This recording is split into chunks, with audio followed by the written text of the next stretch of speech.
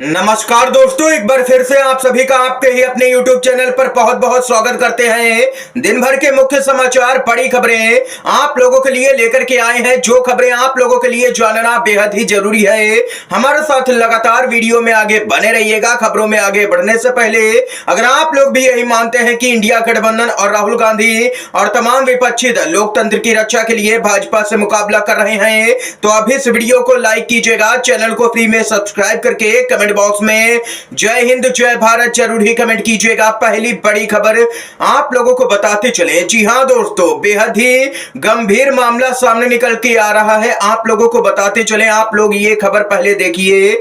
बड़ी breaking news आ रही है। 2024 लोकसभा के लिए एग्जिट पोल, दिल्ली के इनकम टैक्स दफ्तर में भीषण आग लग गई है। जी हां दोस्तों, हाल ही में यहां पर देखने को मिला था कि अमित शाह के ऑफिस में भी कुछ कारणों से आग लग गई थी, जिसमें कई महत्वपूर्ण फाइलें और कई कंप्यूटर जल गए थे।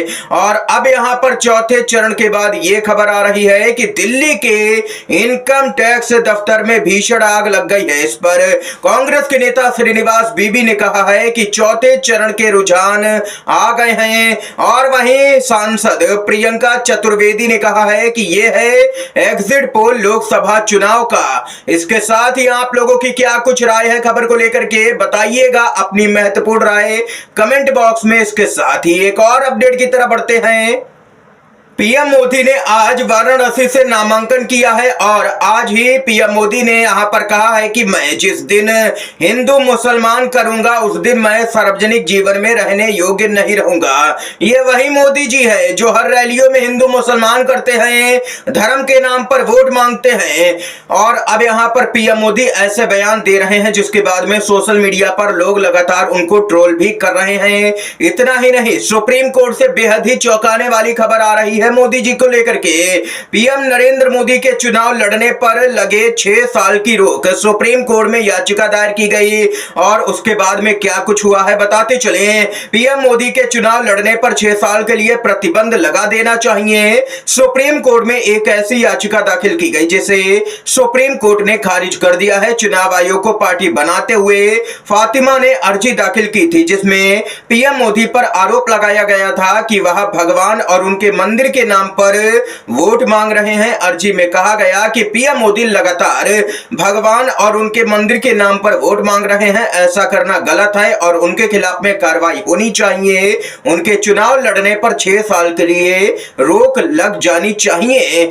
इस अर्जी को जस्टिस विक्रमनाथ और जस्टिस सतीश चंद्र शर्मा की बेंच ने खारिज कर दिया है। अदालत ने याची से कहा है कि इस मामले में सुप्रीम कोर्ट कोई फैसला नहीं ले सकता है। इस संबंध में आपको यहां पर उचित एजेंसियों का रुख करना चाहिए, यानी कि चुनाव आयोग के पास में जाना चाहिए। अदालत ने पूछा, क्या आपने अथॉरिटीज का रुख किया है? पहले आपको वही जाना चाहिए, उसके बाद में अदालत का रुख करना चाहिए। अदालत की इस टिप्पणी के बाद में याची ने अर्जी को वापस ले लिया।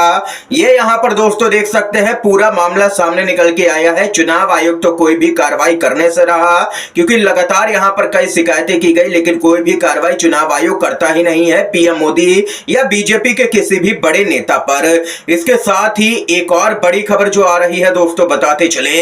सहानुभूति के लिए नरेंद्र मोदी कैमरे पर एक बार फिर से रोने लगे हैं। जी हां दोस्तों, वाराणसी में यह नजारा देखने को मिला है। राहुल गांधी ने एक सप्ताह पहले ही भविष्यवाणी की थी और आज मोदी ने राहुल गांधी को एक बार फिर से साबित कर दिया है कि राहुल गांधी सही थे। राहुल गांधी ने कहा था कि मोदी के हाथ से चुनाव निकल चुका है और जल्द ही अब उनकी आंखों से आंसू भी निकलते हुए नजर आएंगे। और अब यहां पर पीएम मोदी देख सकते हैं कि गोदी मीडिया को इंटरव्यू देते हैं और उस दौरान यहां पर उनके आंसू भी नजर आते हैं। ये यहां पर दोस्तों लोगों का कहना है कि ये सब कुछ नौटंकी है और कुछ भी नहीं। यूपी से खबर सामने निकल के आ रही है दोस्तों, आप लोगों को बताते चले। 7वां चरण आते आते भाजपा का नाम लेने वाला कोई नहीं बचेगा। अखिलेश यादव का ये यहां पर बड़ा बयान सामने निकल के आया है। बताते चले आप लोगों को जानकारी के लिए कि झांसी पहुंचे राहुल गांधी और अखिलेश यादव ने संयुक्त रैली की है। यहां पर राहुल गांधी ने कहा है कि यहां पर हजारों बब्बर शेर बैठे हैं, अपने कार्यकर्ताओं के लिए ये बातें कही हैं। बीजेपी सरकार मुद्दों से खटकाती है। ये सरकार किसानों की जमीन हड़प रही है। इसके साथ ही राहुल गांधी ने आगे कहा है कि हम लोग संविधान की रक्षा कर रहे हैं, बीजेपी इस संविधान को नष्ट करना चाहती है। इस संविधान को कोई भी शक्ति खत्म नहीं कर सकती है। उद्योगपतियों का 16 लाख करोड़ बीजेपी ने माफ किया। कांग्रेस सरकार ने बुंदेलखंड पैकेज दिया था। ये यहाँ पर तमाम बातें कही हैं राहुल गांधी ने और यहाँ पर घेरा है केंद्र की मोदी सरकार को। इसके साथ ही अखिलेश यादव ने भी रैली को संबोधित किया है। सपा के मुखिया अखिलेश यादव ने कहा, आज बीजेपी की सरकार में लगातार लूट हो रही है। इनकी हर बात और वादा झूठा निकला है। एक तरफ बीजेपी के लोग हैं जो संविधान को बदलना चाहते हैं, दूसरी तरफ इंडिया गठबंधन है जो संविधान को बचाना चाहता है। बीजेपी डबल इंजन की बात करती है लेकिन इनके दोनों इंजन खटारा है। अब समय आ गया है इसको बदला जाए, ये यहाँ पर कहना है सपा के मुखिया अखिलेश यादव का। झांसी में संयुक्त रैली के दौरान यहां पर राहुल गांधी और अखिलेश यादव जमकर के भाजपा पर भड़के हैं और यहां पर संविधान विरोधी बीजेपी को करार दिया है। ये यहां पर जो दोस्तों बात उठाई जा रही है कि बीजेपी संविधान बदलना चाहती है, ये गांव-गांव तक बात पहुंच चुकी है राहुल गांधी की और जनता अब यहां पर कह रही है कि हम संविधान विरोधी लोगों के खिलाफ यहां पर वोट देंगे, क्योंकि यहां पर जमीनी स्तर पर जनता भी समझ चुकी है कि बीजेपी को 400 सीटें आखिर क्यों चाहिए हैं।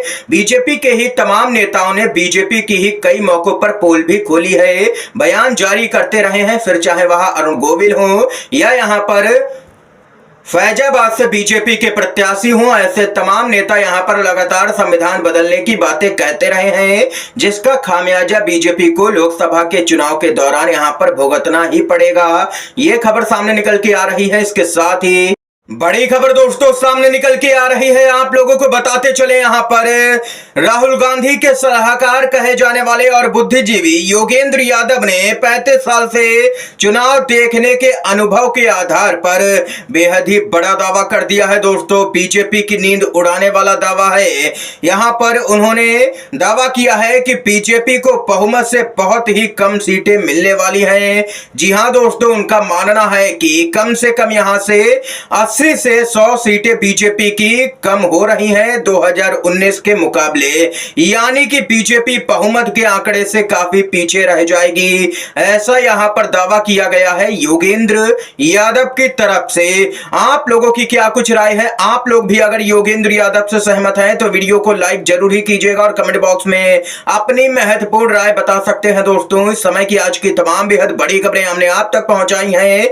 वीडियो अगर पसंद आया हो तो लाइक जरूर ही कीजिएगा, ज्यादा से ज्यादा वीडियो को शेयर कीजिएगा। चैनल पर नए हैं तो चैनल को सब्सक्राइब जरूर कीजिएगा। आप सभी का बहुत बहुत धन्यवाद। जय हिंद, जय भारत।